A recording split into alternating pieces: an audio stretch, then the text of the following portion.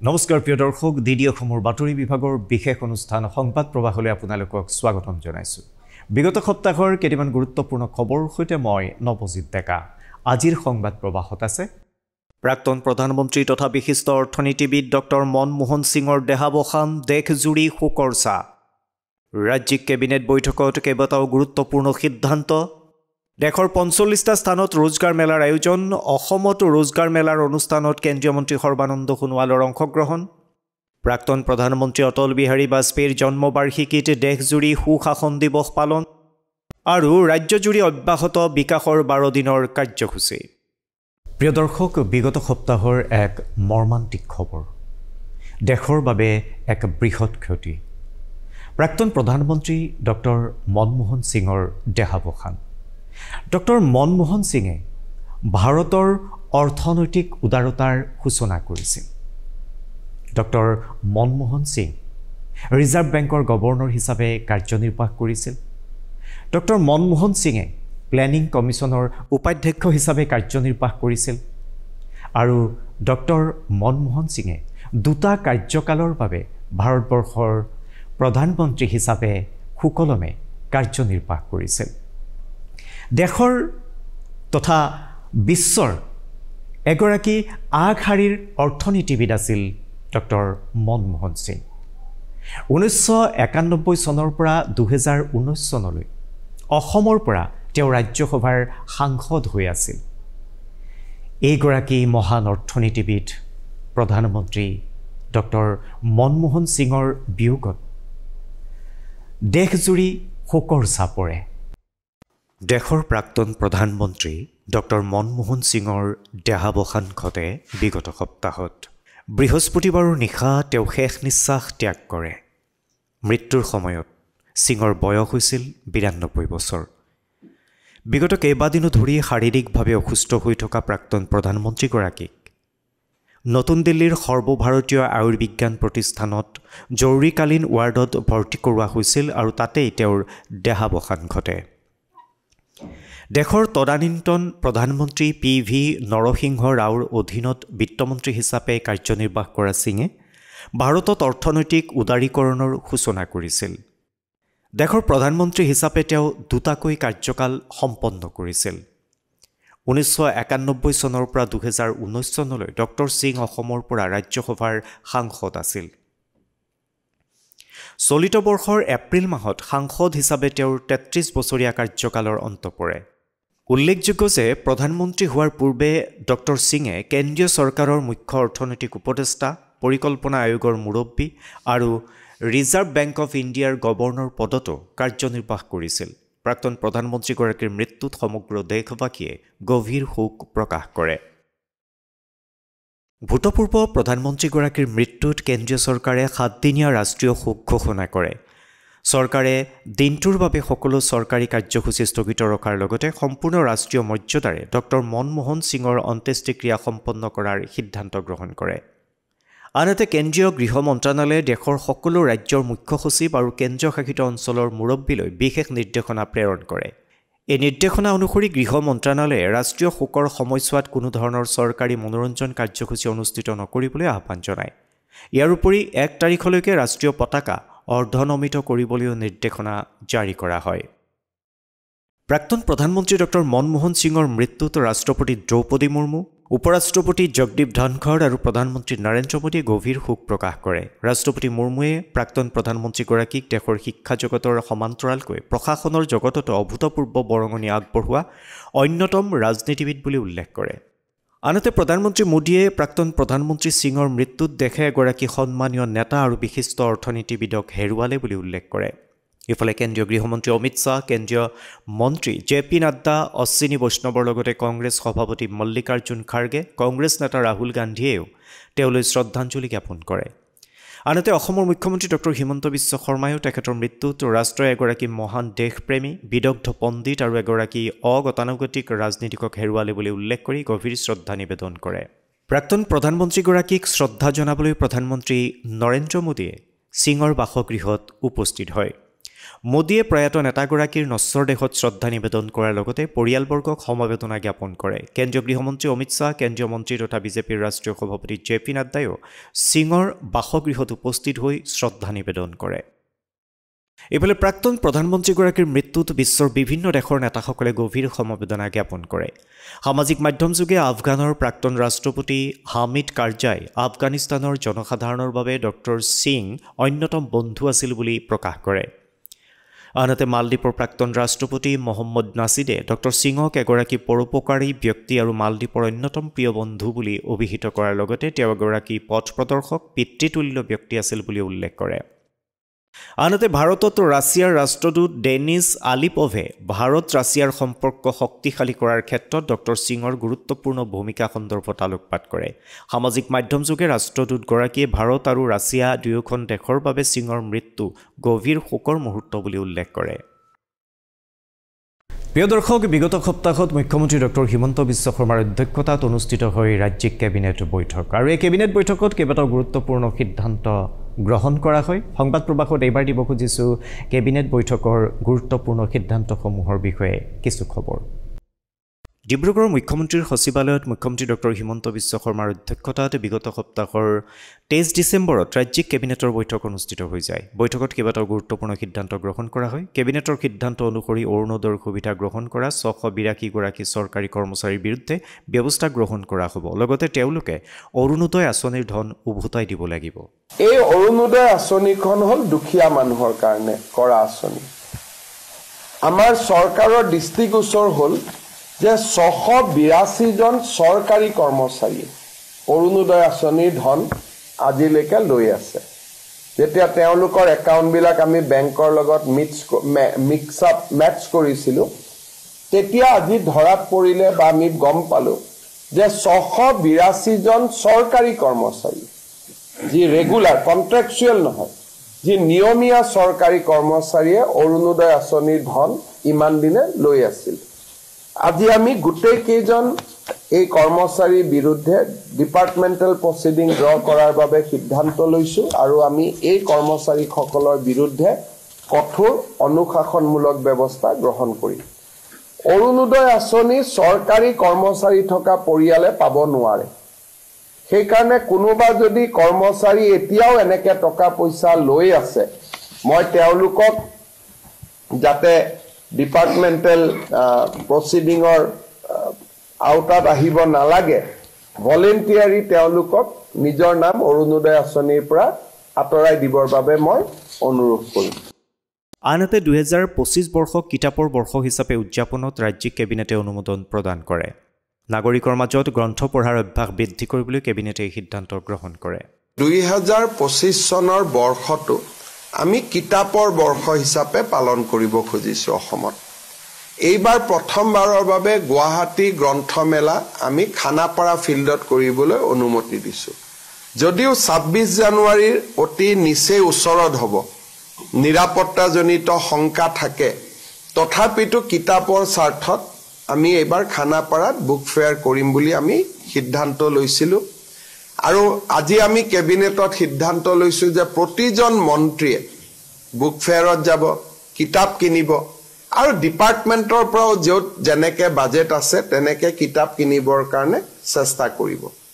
আৰু গোটেই বছৰটোত বিভিন্ন চৰকাৰী কাৰ্যসূচীৰ জৰিয়তে আমি অসমৰ নতুন প্ৰজন্মৰ মাজত কিতাপ কিনা আৰু কিতাপ পঢ়া, তাৰ কাৰণে শিক্ষা বিভাগক আমি এটা ডিটেইল একশ্যন প্লেন বনাব কৈছোঁ। কেনেকৈ আমি 2025 চনৰ বৰ্ষটোক কিতাপৰ বৰ্ষ হিচাপে পালন কৰিব পাৰোঁ। আৰু এই বিষয়ে আৰু কথা আমি যেতিয়া একশ্যন প্লেনটো ৰেডি হৈ যাব আমি ক'ব পাৰিম। কিন্তু মোটামুটি যেনেকৈ বিভিন্ন বৰ্ষ বিভিন্ন থিমত চৰকাৰসমূহে পালন কৰে, এই বছৰ আমি কিতাপৰ বৰ্ষ হিচাপে 2025 চনটো আমি পালন কৰিবলৈ সিদ্ধান্ত লৈছোঁ। প্ৰিয় দৰ্শক, বিগত সপ্তাহত দেশৰ 45টা স্থানত ৰোজগাৰ মেলাৰ আয়োজন কৰা হয় আৰু প্ৰধানমন্ত্ৰী নৰেন্দ্ৰ মোদীয়ে প্ৰিয় দৰ্শক, বিগত সপ্তাহত দেশৰ 45টা স্থানত ৰোজগাৰ মেলাৰ আয়োজন কৰা হয় আৰু ভিডিঅ' কনফাৰেন্সিং যোগে প্ৰধানমন্ত্ৰী নৰেন্দ্ৰ মোদীয়ে এই ৰোজগাৰ মেলাত ৭১,০০০ প্ৰাৰ্থীক তেওঁলোকৰ নিযুক্তি পত্ৰ প্ৰদান কৰে অসমতো এই ৰোজগাৰ মেলাৰ আয়োজন কৰা হয় আৰু কেন্দ্ৰীয় মন্ত্ৰী সৰ্বানন্দ সোণোৱালে যিসকল প্ৰাৰ্থীয়ে এবাৰ নিযুক্তি পত্ৰ লাভ কৰিছে তেওঁলোকক নিযুক্তি পত্ৰ প্ৰদান কৰে বিগত সপ্তাহৰ ২২ ডিচেম্বৰত দেশৰ ৪৫টা ভিন্ন স্থানত ৰোজগাৰ মেলাৰ আয়োজন কৰা হয় এই উপলক্ষে আয়োজিত অনুষ্ঠানত প্ৰধানমন্ত্ৰী নৰেন্দ্ৰ মোদীয়ে ভিডিঅ' কনফাৰেন্সৰ মাধ্যমেৰে অংশগ্ৰহণ কৰে এই অনুষ্ঠানৰ জৰিয়তে প্ৰধানমন্ত্ৰীগৰাকীয়ে দেশৰ ৭১,০০০তকৈ অধিক প্ৰাৰ্থীক নিযুক্তি পত্ৰ প্ৰদান কৰে উল্লেখ্য যে ৰোজগাৰ মেলাৰ জৰিয়তে দেশৰ যুৱ প্ৰজন্মক ৰাষ্ট্ৰ নিৰ্মাণ আৰু স্বনিৰ্ভৰশীলতাৰ অংশীদাৰ কৰাৰ প্ৰয়াস কৰা হৈছে आपके नेतृत्व में एनडीए की सरकार में गत 10 वर्षों में 60 से 70% वृद्धि हुई और ये आंकड़ा 10,96,042 तक जा पहुंचा ইফালে অসমতো ৰোজগাৰ মেলাৰ আয়োজন কৰা হয় গুৱাহাটীৰ সমীপৱৰ্তী ৰাণীৰ পাটগাঁওস্থিত বিএছএফৰ মুখ্য কাৰ্যালয়ত নিযুক্তি পত্ৰ বিতৰণ কৰা হয় কেন্দ্ৰীয় মন্ত্ৰী সৰ্বানন্দ সোণোৱালে নিযুক্তি পত্ৰসমূহ বিতৰণ কৰে কেন্দ্ৰীয় চৰকাৰে লক্ষ্য নিৰ্ধাৰণ কৰা 10 লাখৰ ভিতৰত এতিয়ালৈকে প্ৰায় 8,50,000 নিযুক্তি সম্পন্ন হৈছে বুলি কেন্দ্ৰীয় মন্ত্ৰীগৰাকীয়ে মন্তব্য কৰে এই কাৰ্যসূচীত ৰাজ্যখনৰ 335 গৰাকী নিযুক্তি প্ৰাপকক নিযুক্তি পত্ৰ প্ৰদান কৰা হয় আজি এই পদক্ষেপে সমগ্ৰ ভাৰতবৰ্ষতে ডেকা শক্তিক উৎসাহিত কৰিছে যুৱ শক্তিক উন্নয়নৰ ক্ষেত্ৰত বিশেষভাৱে আগবঢ়াই দিছে আৰু ভাৰতবৰ্ষক বিশ্বৰ শ্ৰেষ্ঠ উন্নত ৰাষ্ট্ৰ হিচাপে গঢ়ি তোলাৰ নিমিত্তে যুৱ শক্তিয়ে আগন্তুক দিনত যাতে প্ৰধান ভূমিকা গ্ৰহণ কৰে তাৰ বাবে পৰিৱেশ ৰচনা কৰিছে যি ৭১,০০০ সমগ্ৰ ভাৰতবৰ্ষতে যুৱক যুৱতীসকলক নিযুক্তি পত্ৰ দিয়া হৈছে বিভিন্ন আমাৰ ডিপাৰ্টমেণ্টবিলাকত গতিকে মই ভাবোঁ যে তেখেতসকলে আগন্তুক দিনত মোদী ডাঙৰীয়া আদৰ্শৰে কঠোৰ পৰিশ্ৰম কৰি সততা নিষ্ঠাৰে নিজৰ ৰাষ্ট্ৰীয় সামাজিক যিখিনি দায়িত্ব কৰ্তব্য আছে সেইখিনি পালন কৰিব আৰু ভাৰতবৰ্ষক বিশ্বৰ আটাইতকৈ শক্তিশালী উন্নত ৰাষ্ট্ৰ হিচাপে আত্মনিৰ্ভৰ ভাৰত হিচাপে গঢ়ি তোলাৰ ক্ষেত্ৰত উল্লেখযোগ্য অৱদান আগবঢ়াব প্ৰিয় দৰ্শক সংবাদ প্ৰবাহত এইবাৰ দিব খুজিছোঁ মুখ্যমন্ত্ৰী ডক্টৰ হিমন্ত বিশ্ব শৰ্মাৰ বিগত সপ্তাহৰ কাৰ্যক্ৰমণিকাৰ কিছু খবৰ এইবাৰ ৰেচন কাৰ্ডৰ জৰিয়তে ৰাজ্য চৰকাৰে চাউলৰ লগতে দালি আৰু চেনিও সুলভ মূল্যত দিয়াৰ ব্যৱস্থা কৰিছে মুখ্যমন্ত্ৰী ডক্টৰ হিমন্ত বিশ্ব শৰ্মাই লখিমপুৰত আনুষ্ঠানিকভাৱে নতুন ৰেচন কাৰ্ড বিতৰণৰ দ্বিতীয় পৰ্যায় মুকলি কৰি এই কথা সদৰি কৰে নতুন বিধানসভা সমষ্টি ভিত্তিত নতুন ৰেচন কাৰ্ড বিতৰণৰ দ্বিতীয় পৰ্যায়ৰ জৰিয়তে 4,661 গৰাকী আৰু 3,822টা পৰিয়াল উপকৃত হৈছে যে ৰেচন কাৰ্ডৰ লগত কিমান লাভ হ'ল এটা এটাকৈ চিন্তা কৰক প্ৰথম ৰেচন কাৰ্ড পালো তাৰ মানে 5 কেজি চাউল বিনামূলীয়া পালো ৰেচন কাৰ্ড পালো অৰুণোদয় পোৱাৰ বাবে যোগ্য হলো তৃতীয়তে ৰেচন কাৰ্ড পালো বেমাৰ আজাৰ হলে 5 লাখ টকালৈকে ট্ৰিটমেন্ট হল ৰেচন কাৰ্ড পালো কোনো কামতে আৰু গাঁওবুঢ়া মৌজাদাৰৰ ইনকাম চাৰ্টিফিকেট নালাগে আৰু লাষ্টত চেষ্টা কৰি আছো যে ৰেচন কাৰ্ডখনৰ জৰিয়তে দালি আৰু চেনিও যাতে কম দামত আমি কিনিব পাৰো গতিকে এখন ৰেচন কাৰ্ডৰ জৰিয়তে আমি কিমানখিনি উপকৃত হ'ব পাৰো আপোনালোকক তাৰ মই এটা উদাহৰণ দিলো মুখ্যমন্ত্ৰী ডক্টৰ হিমন্ত বিশ্ব শৰ্মাই বিগত সপ্তাহৰ 23 ডিচেম্বৰত ডিব্ৰুগড়ত বিকাশৰ 12 দিন কাৰ্যসূচীত অংশগ্ৰহণ কৰে 12 দিনীয়া কাৰ্যসূচীৰ অন্তিম দিনটোত মুখ্যমন্ত্ৰীয়ে ডিব্ৰুগড়বাসীৰ মাজত বিভিন্ন আঁচনিৰ অধীনত সাহায্য বিতৰণ কৰে এই অনুষ্ঠানতে তেওঁ জিলাখনৰ মেধাৱী শিক্ষাৰ্থীসকলক বাণীকান্ত কাকতি মেধা বঁটাৰ লগতে আনন্দৰাম বৰুৱা বঁটাও প্ৰদান কৰে আনহাতে ভাষণ প্ৰসংগত মুখ্যমন্ত্ৰী ডক্টৰ শৰ্মাই বিকাশৰ 12 দিন কাৰ্যসূচীৰ জৰিয়তে প্ৰায় 12 লাখ লোকৰ জীৱনক প্ৰভাৱিত কৰিবলৈ সক্ষম হোৱা বুলি উল্লেখ কৰে বিকাশৰ 12টা দিন নামে এটা আমি কাৰ্যসূচী 11 তাৰিখে গুৱাহাটীত আৰম্ভ কৰিছিলোঁ আৰু 12 দিন পিছত 23 তাৰিখে বিকাশৰ 12 দিন এই কাৰ্যসূচীটোৰ আমি আজি ডিব্ৰুগড়ত সামৰণি পেলাইছোঁ এই সময়ছোৱাত অসমৰ 20 লাখ লোকক আমি নতুনকৈ ৰেচন কাৰ্ড দিব পাৰিলোঁ বানপানীত ক্ষতিগ্ৰস্ত 6 লাখ লোকক আমি সাহায্য আগবঢ়াব পাৰিলোঁ অসমৰ মেধাৱী ছাত্ৰ ছাত্ৰীসকলক স্কুটি চাইকেল আনন্দৰাম বৰুৱা বঁটা প্ৰদান কৰিব পাৰিলোঁ আৰু প্ৰায়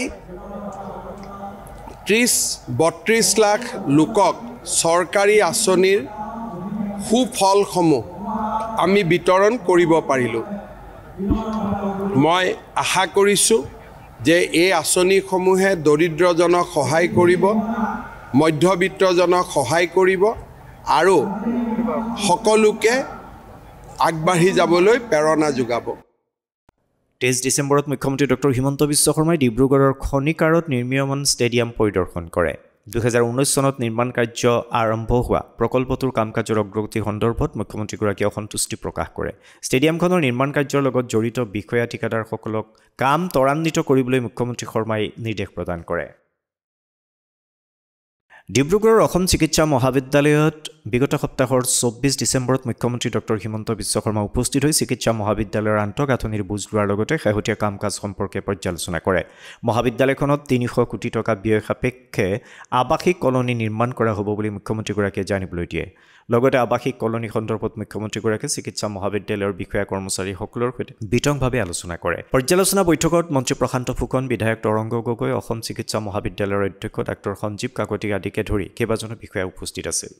মেডিকেল কলেজখনৰ বৰ্তমান পৰিৱেশ বা আগলৈ গৈ কি কৰিব লাগিব তাৰ ওপৰত আমি বহুতখিনি পৰ্যালোচনা কৰিলোঁ। বিশেষকৈ এটা নতুন প্ৰজেক্ট ইয়াত আহি আছে, সেইটো হ'ল প্ৰায় 300 কোটি টকা ব্যয়েৰে এটা আৱাসিক কলনী, য'ত নেকি আমাৰ পুৰণা ঘৰবিলাকৰ পৰিৱৰ্তে professor, associate professor, assistant professor, তৃতীয় শ্ৰেণীৰ কৰ্মী, চতুৰ্থ শ্ৰেণীৰ কৰ্মী, এটা আমি আৱাসিক কলনী ইয়াত বনোৱাৰ পৰিকল্পনা কৰি আছোঁ প্ৰায় 300 কোটি টকা ব্যয়েৰে। তাৰ বিষয়ে আজি আমি বিতং কৰি আলোচনা কৰিলোঁ। ৰোড ছেফটিৰ ওপৰত অসম চৰকাৰে খুব গুৰুত্বপূৰ্ণভাৱে বহুবিলাক কাম কৰি আহিছে। 2023-24 তুলনাত, বিশেষকৈ 2023 চনৰ তুলনাত 24 চনত গাড়ী দুৰ্ঘটনাত 400তকৈও অধিক লোকৰ মৃত্যুৰ সংখ্যা কমিছে। সেইফালৰ পৰা আমি দেখা পাওঁ যে যোৱা বছৰৰ তুলনাত এই বছৰত 15% মৃত্যুৰ হাৰ কমিছে, অৰ্থাৎ more than 400 ডেথ কমিছে। কিন্তু অসমত প্ৰত্যেক বছৰে প্ৰায় 3000 লোকৰ মৃত্যু হয়। গতিকে আমি ৰোড ছেফটিৰ ওপৰত আৰু বহুত কৰিবলগীয়া আছে। আজি জিলা উপায়ুক্ত, আৰক্ষী অধীক্ষক তেখেতসকলৰ লগত মই আলাপ আলোচনা কৰিলোঁ আৰু গোটেইকেইটা বিভাগত নতুন কিছু কৰাৰ কাৰণে আমি সিদ্ধান্ত ল'লোঁ। মুখ্যমন্ত্ৰী ডক্টৰ হিমন্ত বিশ্ব শৰ্মাই ডক্টৰ বাণীকান্ত কাকতি মেধা বঁটাৰ বাবে প্ৰয়োজনীয় যোগ্যতা সন্দৰ্ভত সামাজিক মাধ্যমযোগে প্ৰকাশ কৰে। এই বঁটাৰ অধীনত 2024 চনত উচ্চতৰ মাধ্যমিক চূড়ান্ত পৰীক্ষাত 75%তকৈ অধিক নম্বৰ লাভ কৰা ছাত্ৰ আৰু 60%তকৈ অধিক নম্বৰ পোৱা ছাত্ৰীসকলক স্কুটাৰ প্ৰদান কৰা হয়। ইয়াৰ বাবে শিক্ষাৰ্থীগৰাকীৰ অসমৰ স্থায়ী বাসিন্দাৰ প্ৰমাণপত্ৰ থাকিব লাগিব। শিক্ষাৰ্থীগৰাকী অসমৰ শিক্ষানুষ্ঠানত স্নাতক শিক্ষা গ্ৰহণ কৰি থকা হ'ব লাগিব। আনহাতে কোচিং বা আন যিকোনো কাৰণত কোনো বিৰতি নিদিয়াকৈ শিক্ষা গ্ৰহণ অব্যাহত ৰখাসকলকহে এই বঁটাৰ বাবে বিবেচনা কৰা হ'ব। ইয়াৰ উপৰিও বৈধ PRC থকা IIT, IIM, NIT, এইমছ আদিৰ দৰে অসমৰ বাহিৰৰ ৰাষ্ট্ৰীয় শিক্ষা প্ৰতিষ্ঠানত নামভৰ্তি কৰা শিক্ষাৰ্থীসকল এই বঁটাৰ বাবে যোগ্য বিবেচিত হ'ব বুলি মুখ্যমন্ত্ৰী শৰ্মাই প্ৰকাশ কৰে। মুখ্যমন্ত্ৰী ডক্টৰ হিমন্ত বিশ্ব শৰ্মাই ৰাজ্যত পথ দুৰ্ঘটনা ৰোধ কৰাৰ বাবে জ্যেষ্ঠ বিষয়াসকলৰ সৈতে এখন বৈঠকত মিলিত হয়। এই বৈঠকত মুখ্যমন্ত্ৰীগৰাকীয়ে সুৰাপায়ী চালক, বনভোজৰ সময়ত জনসাধাৰণৰ সুৰক্ষা আদি বিভিন্ন গুৰুত্বপূৰ্ণ বিষয় সন্দৰ্ভত সংশ্লিষ্ট কৰ্তৃপক্ষক কেতবোৰ নিৰ্দেশনা প্ৰদান কৰে। গুৱাহাটীত এটা মেজৰ 10টা বজাৰ পিছত ভাল মানুহেতো গাড়ী চলাব নোৱাৰা হৈ গৈছে বিকজ অফ ড্ৰাংকেন ড্ৰাইভিং। আৰু জেনেৰেলি ভাল মানে মানুহে গাড়ী উলিয়াব ভয় কৰি আছে, কিয় ড্ৰাংকেন ড্ৰাইভাৰ্ছ কেন এটেক দেম। এতিয়া মানে গুৱাহাটীত ভাল মানুহ মানে অলপ 60 years, 65 years যি মানুহে আগতে ড্ৰাইভ কৰি ঘূৰিছিলে, এতিয়া মানে ড্ৰাইভ কৰিবৰ কাৰণে ভয় কৰা হৈছে, সিহঁতি নোলায়। গুৱাহাটীত মানে 10টা বজাৰ পিছত we have to little bit strict on drunken driving. In the construction of road itself, school ka samne speed breaker provision should be made at the beginning of the road. जैसे अभी असम वाला में रोड बन रहा है, हम तो road के लिए ही ड्राइंग बनाता हूँ, बट स्कूल का सामने स्पीड ब्रेकर, थाना का सामने स्पीड ब्रेकर, हॉस्पिटल का सामने speed breaker, that should be part of the design itself. So এইটো এটা notification ওলাওক যে প্ৰত্যেক 1 কিলোমিটাৰ ৰাস্তাত আমি 2টা কোড স্পীড ব্ৰেকাৰ দিব লাগে, late decided by the people, আৰু এস্টিমেট বনাওতে হেতু ইনবিল্ড হৈ আহিব।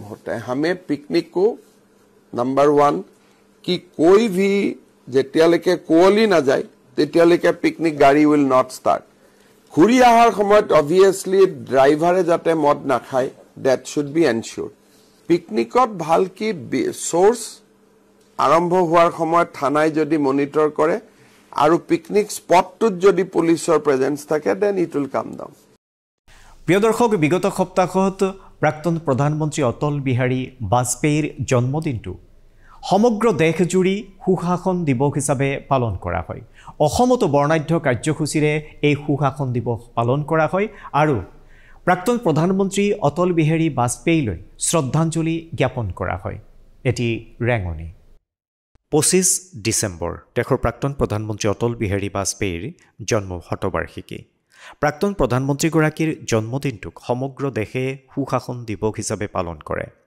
ৰাষ্ট্ৰপতি দ্ৰৌপদী মুৰ্মু উপৰাষ্ট্ৰপতি জগদীপ ধনখৰ আৰু প্ৰধানমন্ত্ৰী নৰেন্দ্ৰ মোদীয়ে বাজপেয়ীৰ সমাধিস্থলী সদৈৱ অটলত পুষ্পাঞ্জলি অৰ্পণ কৰি শ্ৰদ্ধাঞ্জলি জনায় আনহাতে লোকসভাৰ অধ্যক্ষ ওম বিৰলাৰ লগতে এনডিএৰ জ্যেষ্ঠ নেতাসকলেও সমাধিস্থলীত শ্ৰদ্ধাঞ্জলি জ্ঞাপন কৰে উল্লেখ্য যে 1924 চনৰ এই দিনটোতে গোৱালিয়ৰত তেওঁ জন্মগ্ৰহণ কৰিছিল তিনিবাৰকৈ দেশৰ প্ৰধানমন্ত্ৰী হিচাপে কাৰ্যনিৰ্বাহ কৰা বাজপেয়ী আছিল একেৰাহে সুবক্তা লেখক নিস্বাৰ্থ সমাজসেৱক আৰু এগৰাকী সবল নেতা তেওঁৰ নেতৃত্বতে ভাৰতে 1998 চনত পোখৰাণটোৰ সফলভাৱে পৰীক্ষণ সম্পন্ন কৰি পাৰমাণৱিক ৰাষ্ট্ৰ হিচাপে নিজৰ স্থিতি প্ৰতিপন্ন কৰিছিল 1977 চনত ৰাষ্ট্ৰসংঘত হিন্দীত ভাষণ প্ৰদান কৰা প্ৰথমগৰাকী ব্যক্তি হিচাপে পৰিগণিত হৈছিল 2015 চনত তেওঁক সন্মানিত কৰা হৈছিল দেশৰ সৰ্বোচ্চ অসামৰিক সন্মান ভাৰত ৰত্নৰে অন্যান্য প্ৰান্তৰ সমান্তৰালকৈ গুৱাহাটীৰ আদাবাৰীস্থিত অটল উদ্যানত প্ৰাক্তন প্ৰধানমন্ত্ৰী অটল বিহাৰী বাজপেয়ীৰ জন্মদিন উপলক্ষে সুশাসন দিৱস উদযাপন কৰা হয় ৰাজ্যিক বিজেপিৰ উদ্যোগত আয়োজিত এই কাৰ্যসূচীৰ অংশ লৈ মুখ্যমন্ত্ৰী ডক্টৰ হিমন্ত বিশ্ব শৰ্মাই দেশৰ প্ৰাক্তন প্ৰধানমন্ত্ৰীগৰাকীৰ প্ৰতিমূৰ্তি উন্মোচন কৰে ইয়াৰ উপৰিও মুখ্যমন্ত্ৰীগৰাকীয়ে বাজপেয়ীৰ জীৱন দৰ্শন সন্দৰ্ভত আয়োজিত এক বিশেষ প্ৰদৰ্শনী মুকলি কৰে একেটা কাৰ্যসূচীতে শিক্ষাৰ্থীসকলৰ মাজত চিত্ৰাংকন প্ৰতিযোগিতাও অনুষ্ঠিত কৰা হয় আমাৰ দেশৰ প্ৰধানমন্ত্ৰী হিচাপে তিনিবাৰকৈ দায়িত্ব পালন কৰি প্ৰধানমন্ত্ৰী আৰু আমাৰ সকলোৰে সন্মানৰ ভাৰত ৰত্ন অটল বিহাৰী বাজপেয়ী ডাঙৰীয়াই আমাৰ দেশক সমৃদ্ধ কৰিছিলে আৰু আমাৰ দেশৰ প্ৰগতিৰ এক নতুন বাট ৰচনা কৰিছিলে প্ৰধানমন্ত্ৰী অটল বিহাৰী বাজপেয়ী ডাঙৰীয়া অসমবাসীৰ বাবে এটা বিশেষ নাম অসমৰ বিভিন্ন অঞ্চললৈ অটল বিহাৰী বাজপেয়ী ডাঙৰীয়াই তেওঁৰ জীৱনকালত পৰিভ্ৰমণ কৰি ৰাজ্যখনৰ সৈতে এক নিবিড় সম্পৰ্ক গঢ়ি তুলিছে আৰু অসমৰ সমস্যা আৰু অসমৰ প্ৰগতিৰ প্ৰতিবন্ধকতাসমূহ আঁতৰাবলৈ তেখেতে দৃঢ় সংকল্প লৈছে অটল বিহাৰী বাজপেয়ী ডাঙৰীয়াই প্ৰধানমন্ত্ৰীৰ দায়িত্ব লৈয়েই প্ৰথমবাৰৰ বাবে দেশৰ মন্ত্ৰীমণ্ডলত উত্তৰ পূব অঞ্চল বিকাশ দপ্তৰ যি আজি ডোনাৰ নামেৰে আমাৰ মাজত চৰ্চিত হয় সেই ডোনাৰ মন্ত্ৰালয় তেখেতে নিৰ্মাণ কৰিছিল আৰু তেতিয়া অৰুণ চুৰী ডাঙৰীয়াক ডোনাৰ মন্ত্ৰালয়ৰ প্ৰথম মন্ত্ৰী হিচাপে নিযুক্তি দি এই মন্ত্ৰালয়টোক উত্তৰ পূৰ্বৰ বিকাশৰ বাবে এক গুৰুত্বপূৰ্ণ দায়িত্ব অৰ্পণ কৰিছিল এইফালে ভাৰতৰত্ন অটল বিহাৰী বাজপেয়ীৰ জন্ম শতবাৰ্ষিকী উপলক্ষে ডিব্ৰুগড়ত আয়োজিত প্ৰাৰ্থনা সভাত কেন্দ্ৰীয় মন্ত্ৰী সৰ্বানন্দ সোণোৱালে অংশগ্ৰহণ কৰে অনুষ্ঠানত কেন্দ্ৰীয় মন্ত্ৰীগৰাকীয়ে সুশাসন ব্যৱস্থাৰ বিষয়ে উল্লেখ কৰাৰ লগতে সকলোৱে বাজপেয়ীৰ আদৰ্শক অনুসৰণ কৰিবলৈ আহ্বান জনায় ভাৰতৰত্ন অটল বিহাৰী বাজপেয়ী ডাঙৰীয়া ভাৰতবৰ্ষত সুশাসন ব্যৱস্থা বিভিন্ন ৰজাৰ ৰাজত্ব কালত প্ৰৱৰ্তন কৰা হৈছিল আৰু ভগৱান ৰামেতো সুশাসন ব্যৱস্থা প্ৰৱৰ্তন কৰি ৰাজ্যত শান্তি প্ৰতিষ্ঠা কৰাৰ বাবে যি পদক্ষেপ গ্ৰহণ কৰিছিল আমি সকলোৱে জানো সুশাসন ব্যৱস্থা মানে যিখন ৰাজ্যত যিখন সমাজত যিখন ৰাষ্ট্ৰত জনসাধাৰণক আস্থাৰ বিশ্বাসত লৈ শ্ৰদ্ধা ভক্তিৰে সমাজ সেৱা দেশ সেৱা কৰা যায় আৰু প্ৰতিগৰাকী নাগৰিকৰ মান সন্মান স্বাভিমান ৰক্ষা কৰা হয় আৰু তেখেতসকলৰ আশা আকাংক্ষা পূৰণ কৰিবৰ বাবে ইতিবাচক দৃষ্টিভংগীৰে বিভিন্ন পদক্ষেপ হাতত লোৱা হয় আন্তৰিকতাৰে নিষ্ঠাৰে ভক্তিভাৱে হি হৈছে সুশাসন প্ৰিয় দৰ্শক বিগত সপ্তাহতো অব্যাহত থাকে বিকাশৰ 12 দিন কাৰ্যসূচী ৰাজ্য চৰকাৰৰ এই কাৰ্যসূচীৰ অধীনত মুখ্যমন্ত্ৰী ডক্টৰ হিমন্ত বিশ্ব শৰ্মাকে ধৰি আন মন্ত্ৰীসকলে বিকাশৰ 12 দিন কাৰ্যসূচীত অংশগ্ৰহণ কৰে এটি অৱলোকন ৰাজ্য চৰকাৰৰ বিকাশৰ 12 দিন কাৰ্যসূচী উপলক্ষে বিগত সপ্তাহৰ 22 ডিসেম্বৰত লখিমপুৰত মুঠ 4524 গৰাকী হিতাধিকাৰীৰ মাজত অসম মাইক্ৰ ফাইনেন্স উদগনি আৰু সকাহ আঁচনি 2021ৰ তৃতীয় পৰ্যায়ৰ নো ডিউজ চাৰ্টিফিকেট প্ৰদান কৰা হয় অনুষ্ঠানত মুখ্যমন্ত্ৰী ডক্টৰ হিমন্ত বিশ্ব শৰ্মা উপস্থিত আছিল লগতে মুখ্যমন্ত্ৰীগৰাকীয়ে 16 কোটি টকা ব্যয় সাপেক্ষে চৰকাৰী আইন মহাবিদ্যালয় আৰু ৰঙা নদীৰ ওপৰত এখন আৰচিচি দলং উদ্বোধন কৰে এই অনুষ্ঠানতে মুখ্যমন্ত্ৰীগৰাকীয়ে লখিমপুৰ জিলাৰ বাবে কেইবাটাও নতুন প্ৰকল্প ঘোষণা কৰাৰ লগতে লখিমপুৰ চিকিৎসা মহাবিদ্যালয়ত চৰকাৰী নাৰ্ছিং মহাবিদ্যালয়ৰ শৈক্ষিক ভৱনৰ শিলান্যাস কৰে বিকাশৰ 12 দিন কাৰ্যসূচীৰ অধীনত বিশ্বনাথ জিলাত বিগত সপ্তাহৰ 21 ডিসেম্বৰত অসম মাইক্ৰ ফাইনেন্স উদগনি আৰু সকাহ আঁচনিৰ 2021ৰ অধীনত নো ডিউজ চাৰ্টিফিকেট বিতৰণ কৰা হয় অনুষ্ঠানত কেবিনেট মন্ত্ৰী তথা বিশ্বনাথ জিলাৰ অভিভাৱক মন্ত্ৰী অশোক সিংঘাল উপস্থিত থাকে ইপিনে দুৰ্যোগত ক্ষতিগ্ৰস্ত পৰিয়াললৈও আৰ্থিক সাহায্য প্ৰদান কৰাৰ লগতে প্ৰধানমন্ত্ৰী ক্ষুদ্ৰ খাদ্য সংসাধন উদ্যোগৰ কেপিটেল আঁচনিৰ অধীনত ৰাজ সাহায্য দিয়া হয় ইপিনে ডিব্ৰুগড়ত বিগত সপ্তাহৰ 21 ডিসেম্বৰত বিকাশৰ 12 দিন কাৰ্যসূচী উপলক্ষে হিতাধিকাৰীৰ মাজত ঋণমুক্ত প্ৰমাণপত্ৰ বিতৰণ কৰা হয় জিলাখনৰ মানকটা পূজা খেলপথাৰত আয়োজিত অনুষ্ঠানত মন্ত্ৰী প্ৰশান্ত ফুকনে জিলাখনৰ 7351 গৰাকী হিতাধিকাৰীৰ মাজত ঋণমুক্ত প্ৰমাণপত্ৰ প্ৰদান কৰে অনুষ্ঠানত প্ৰাকৃতিক দুৰ্যোগত ক্ষতিগ্ৰস্ত হোৱা লোকসকলৰ মাজতো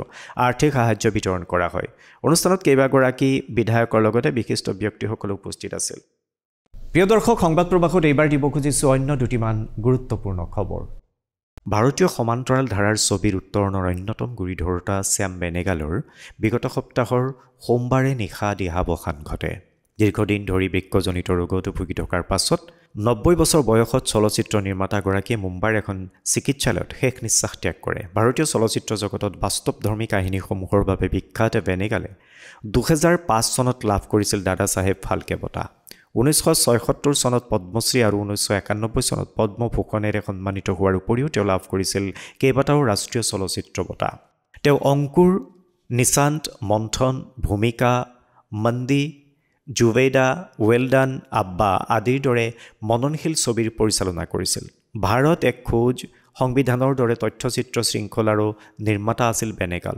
তেওঁৰ শেহতীয়া ছবিখন আছিল Mujib the making of A nation কিংবদন্তি চলচ্চিত্ৰ নিৰ্মাতাগৰাকীৰ মৃত্যুত শোক প্ৰকাশ কৰি ৰাষ্ট্ৰপতি দ্ৰৌপদী মুৰ্মুৱে কয় যে তেওঁৰ মৃত্যুত ভাৰতীয় চিনেমা আৰু টেলিভিছনৰ এটা সোণালী অধ্যায়ৰ অন্ত পৰিল উপৰাষ্ট্ৰপতি জগদীপ ধনখৰেও সামাজিক মাধ্যমযোগে শোকবাৰ্তা প্ৰেৰণ কৰে প্ৰধানমন্ত্ৰী নৰেন্দ্ৰ মোদী তেওঁলৈ শ্ৰদ্ধা জনাই কয় যে বেনেগালৰ কৰ্মক ভাৰতবাসীয়ে সদায় স্মৰণ কৰিব প্ৰিয় দৰ্শক এয়া আছিল সংবাদ প্ৰবাহৰ আজিৰ খণ্ডৰ খবৰ পৰৱৰ্তী সপ্তাহত আৰু কেইটামান গুৰুত্বপূৰ্ণ খবৰৰ সৈতে মই নৱজিত ডেকা আপোনালোকৰ সন্মুখত পুনৰ উপস্থিত হ'ম আপোনালোকে চাবলৈ নাপাহৰিব ডিডি অসমৰ বাতৰি বিভাগৰ বিশেষ অনুষ্ঠান সংবাদ প্ৰবাহ সম্প্ৰচাৰিত হৈ প্ৰতি শনিবাৰে দিনৰ 2:30 বজাত তেতিয়ালৈ বিদায় লৈছো নমস্কাৰ